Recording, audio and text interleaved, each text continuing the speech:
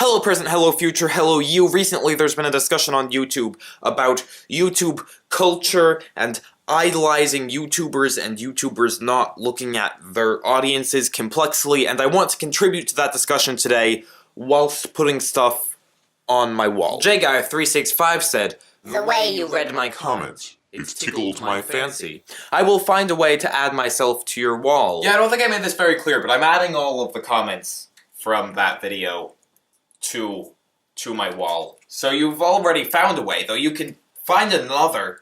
I'll add you twice. I want to have like a whole wall of stuff.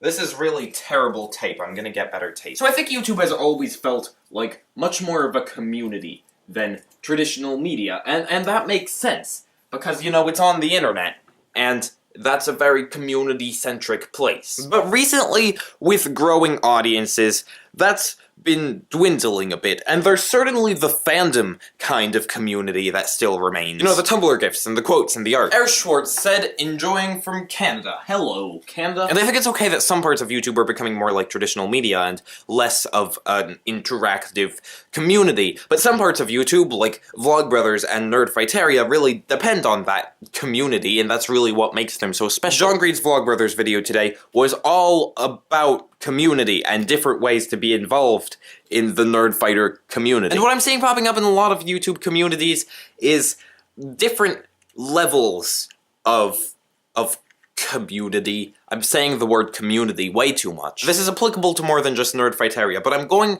to use Nerdfighteria as an example. There's the John Green fandom that exists now, mostly because of the Fault in Our Stars movie. And then you have, like, the video fandom, you know, they follow the videos and stuff. But then you have Nerdfighteria, which is more of the actual community with the projects and the events and stuff. And I think you can kind of be a nerdfighter on any of those levels. And I think you can actually be a nerdfighter on any of those levels, but I think it's important to keep that center level alive, that strong sense of community intact. And I'm a bit worried that as audiences grow, that won't be quite as possible. So what I really think YouTubers should be doing is doing more projects and things with smaller, not necessarily smaller, doing as many things as possible with those central, tighter-knit communities. I am not a large YouTuber, but that's what I want to start trying to do with PFY, is some more projects with you. Like, for example, putting stuff on the wall that you sent to me. This one was sent to me as a tweet, and it says, follow mydearwallflowers.tumblr.com on Tumblr. And I added this picture, which is from the blog. As a follower of mydearwallflowers.tumblr.com, I can verify that it is quite a good Tumblr. So if you have Tumblr, you should follow mydearwallflowers.tumblr.com. The other big part of this conversation has been about the barriers between YouTubers and their fans. Particularly with fans like worshipping YouTubers and defending them when they do bad things. Which is bad. Don't try to defend the problematic things that YouTubers have done or said. You can continue to follow them, assuming they're not completely and utterly— I just poked myself in the eye. Assuming they're not completely and utterly terrible, but you shouldn't defend them.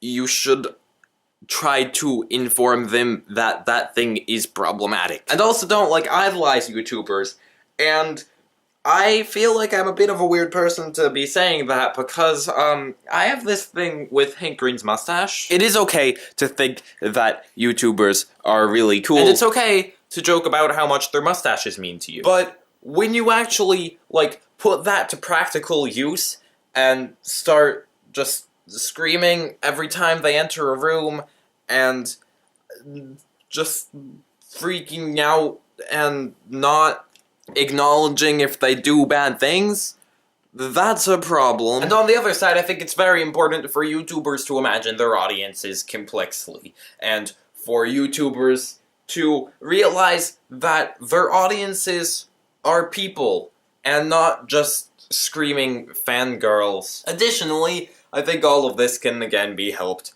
by strengthening communities on YouTube. The final thing for my wall today is a picture of a train that says Fleming Official and then lots of swag. It's people like you who fuel my semi-ironic hatred of the word swag. Swag, swag, swag on you. See, one of the nice things about being a small YouTuber with just around 100 subscribers is that there's really not much of a barrier at all between me and you. Like, I'm putting you on my wall right now. So I've been rambling for too long about this. Basically, strengthen central communities with projects. View big YouTubers as people and treat them with respect. View audiences as people and treat them with respect. Community, community, community, community, community, community. Should I have a sign off now?